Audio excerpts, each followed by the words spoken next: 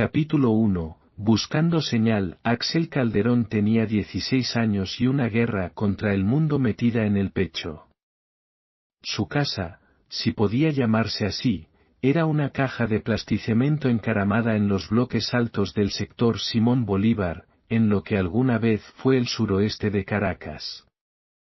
El tiempo se había cobrado venganza en aquel edificio con aspecto carcelario, las paredes de bloques sin frisar, y el Internet un espejismo. La única ventana abierta al mundo digital era una señal wifi pública del plan Nauta, que apenas llegaba a su cuarto.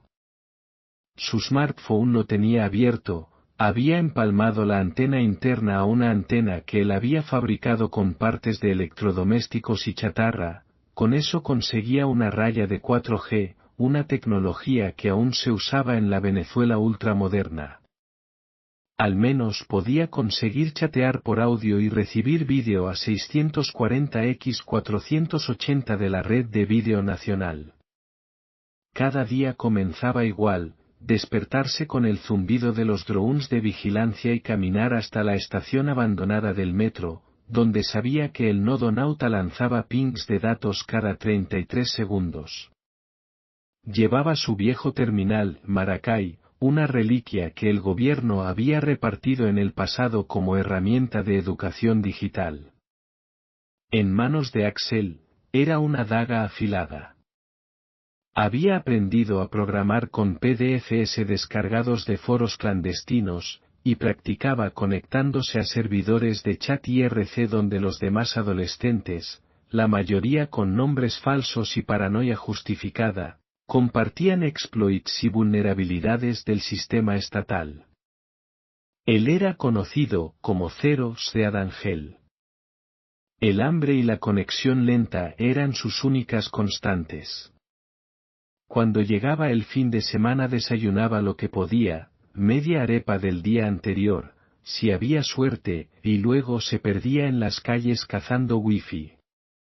En su azotea, en los autobuses eléctricos oxidados, sentado en una acera frente a un supermercado popular. Usaba su Maracay como detector, midiendo paquetes, trazando direcciones IP como si fueran presas. A veces se conectaba al wifi de alguna embajada vacía, otras a los routers que los ministerios dejaban mal configurados. Había mapeado su sector, creando un documento dinámico con sus visitas, la intensidad y la velocidad del tráfico. Su obsesión no era ver vídeos ni chatear con amigos. No tenía tiempo para eso.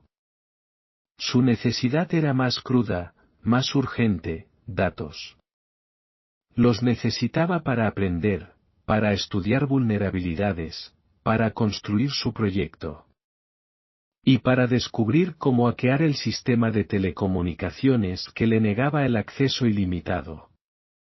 Una noche, mientras dormía en la azotea con la Maracay encima del pecho como si fuera un amuleto, soñó que el gobierno lo desahuciaba como hicieron con su padre años atrás, cuando una deuda impagable con el Banco del Pueblo los dejó sin casa y sin derechos. Desde entonces vivían arrimados, con miedo y rabia, acumulando silencios como armas. Axel no lo sabía aún, pero aquella semana encontraría en un viejo servidor de respaldo una clave de acceso que le permitiría inyectarse directamente al núcleo del sistema Nauta. Y con ello, no solo tendría datos ilimitados, sino algo más poderoso, visibilidad sobre toda la red. Y una ruta para entrar, eventualmente, al sistema bancario que arruinó a su familia. Pero eso sería después. Por ahora, tenía que encontrar una manera de saltarse la autenticación de la red. Y sabía por dónde empezar. Su viejo amigo del IRC, un sysadmin anónimo que se hacía llamar Kovac, le había dicho, busca en la torre vieja del Ministerio de Educación. El router principal tiene firmware de hace 6 años. Hay una puerta trasera. Pero no entres si no sabes nadar en hexadecimales. y Axel sabía nadar. Información adicional, Maracay, computador creado por un conglomerado de empresas socialistas chinas y europeas. Un convertible tablet de 11 pulgadas con teclado magnético acoplable. Con procesador Lonson A6 era un equipo robusto, eficiente, y con un port de Linux sólido. Aunque el gobierno dejó de entregarlas hacía 3 años, el mercado de segunda mano seguía vendiéndolas y eran muy populares. En las tiendas de electrónica del sector 9 se podían comprar placas modificadas, y todo tipo de componentes que mejoraban las prestaciones y rompían el firmware socialista que limitaba algunas funciones, como ejecutar software no firmado por la revolución. Del Maracay salieron 3 versiones, el Maracay Joven, Maracay Emprende, y Maracay Militar. Los 3 modelos eran idénticos, salvo que el Maracay Militar estaba protegido y tenía certificación antigolpes, así como temperaturas extremas, polvo y humedad.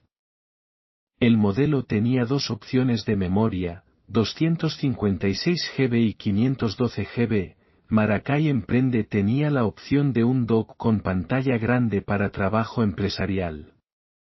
El colectivo de hackers, Reino Sur, sacaron una placa base llamada TR3 con un bus de serie que duplicaba la velocidad, aprovechando la potencia del procesador Lonson.